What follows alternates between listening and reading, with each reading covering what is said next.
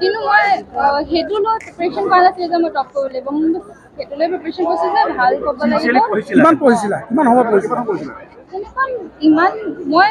তেনেকৈ ফিক্স নাই কিন্তু মই বহুত দেৰি পঢ়া নাছিলোঁ কিন্তু যিমান দেৰি পঢ়িছিলোঁ ভালকৈ কি কৰিম বুলি ভাবিছা তুমি টপ 10 ত ভবাই নাছিল সেইটো খবৰটো বা কেনেকৈ লাগিলে বৰ ভাল লাগিলে বাৰু সেইটোৱে আৰু ভৱিষ্যতৰ সপোন কি তোমাৰ মোৰ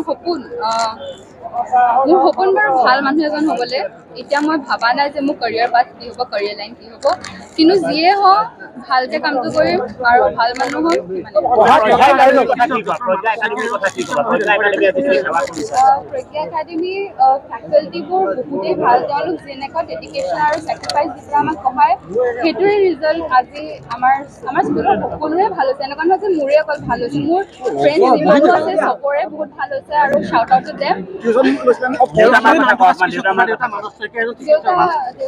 মোক কেতিয়াও প্ৰেছাৰ দিয়া নাছিলে মোক যিমান পাৰোঁ সিমানে বহুত ইনস্পায়াৰ কৰিছিলে আৰু তেওঁলোকৰ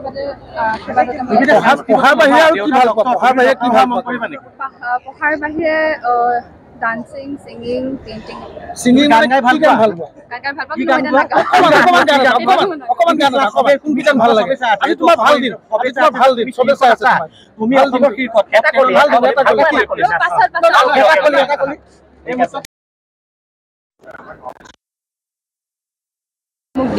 নামটো প্ৰজ্ঞা কামো প্ৰজ্ঞা হৈছে সব কথা শুনিলো তুমি গান গাই ভাল পাওঁ বুলি ক'লা এটা ইমান ধুনীয়া এটা পৰিৱেশ বিহু আহি আছে কি ক'বা তোমাৰ ইমান ভাল দিন আছে নালাগে মই এতিয়া ৰিজাল্ট পাইছো আৰু মাতটোহে ভাঙি আছে এতিয়া বৰ্তমান নাগাওঁ তুমি আৰু কি সংগীত আৰু কি ভাল পোৱা বুলি কৈছিলা আৰু নৃত্য কৰি ভাল পাওঁ মই তুমি শিকি আছা নৃত্য মই শিকি হৈ গ'ল কি শিকিছিলা নৃত্য কথক শিকিছিলো মহুৱা মেমৰ ওচৰত আৰু মোৰ বিচাৰ কমপ্লিট হ'ল এবছৰ আগত আৰু এনে আঁকি চাকি ভাল পাওঁ আৰু মই আৰু সেইবোৰে ঘৰত কৰি থাকোঁ আৰু খাই কি ভাল খাই তোমাৰ খোৱাৰ কথাটো কোৱা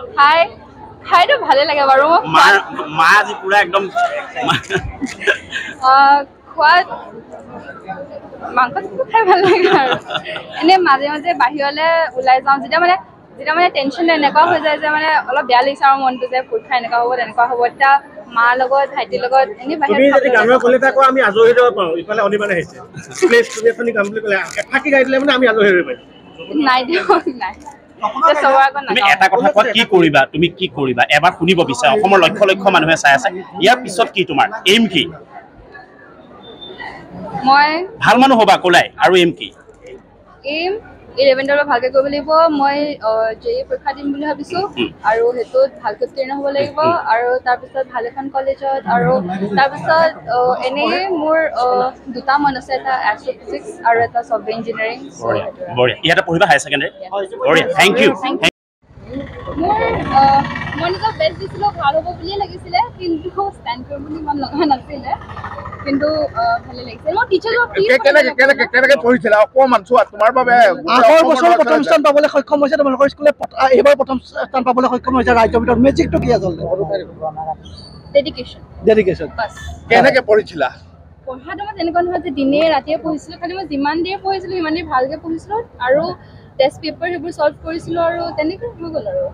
ঠিক আছে ভৱিষ্যত ভাল মানুহ হ'ব লাগে আৰু তাত আৰু এতিয়া তুমি কি কৰাৰ ইচ্ছা কৰিছা মানে মেট্ৰিকৰ পিছত এতিয়া তোমাৰ পৰিকল্পনাবোৰ কেনেকুৱা ধৰণৰ মেট্ৰিকৰ পাছত মই প্ৰজ্ঞা একাডেমীতে পঢ়িম 11-12ত মই ছায়েন্স ল'ম আৰু মই পঢ়ি থাকোঁতে মই এতিয়ালৈকে মই ডিচাইড কৰা নাই যে মই কোনটো কেৰিয়াৰ পাথত যাম কিন্তু ভাবিবলৈ টাইম আছে মই ডান্সত মোৰ বিচাৰ আছে ডান্স কৰোঁ মই আৰু এনেই গানো গাওঁ অকণমান গান এটা গুণগুণাই দিয়া অকণমান এখন আজি ভাল লগা গান এটা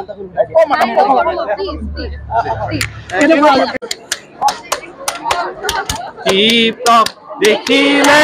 আহু বুলি নকবা মাজনী টিপ-টপ দেখিলে আহু বুলি নকবা মাজনী ফুলেনো পানী পৰা ঘৰ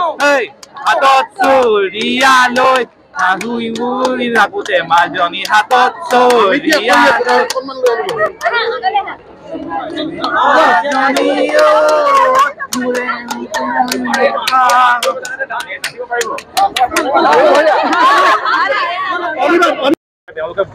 তেওঁলোক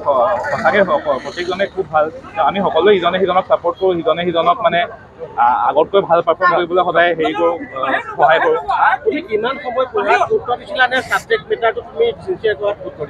মই মেইন কথাটো হৈছে চাওক যিমান সময় পঢ়োঁ নপঢ়োঁ সেইটো আমি ক'ব নোৱাৰোঁ কিন্তু যিমান ভালকৈ পঢ়োঁ সেইটো আমি যিমান সময় পঢ়োঁ ভালকৈ পঢ়িব লাগে মোৰ কথা সেয়াই মই আজিকালিতো ষ্টেণ্ড তেনেকৈ ৰেংক নিদিয়ে বুলিয়ে গম পাওঁ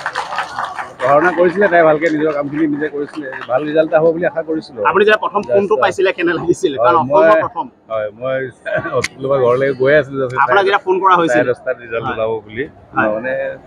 ভাল লাগিছে আৰু টপ 10 আছিলে টপ 10 নাইকিয়া কৰিবলৈ এতিয়া তিনিজন টপ 3 বাচিছে টপ 10 নোহোৱা কৰাটো আপুনি পেৰেণ্টছ হিচাপে কিবা ক'বলগীয়া আছে নেকি ভালেই কৰিছে এইটো ৰেংক তেনেকৈ দিয়াটো মানে কি আৰু কিছুমানে 1-2টাই এতিয়া অলমষ্ট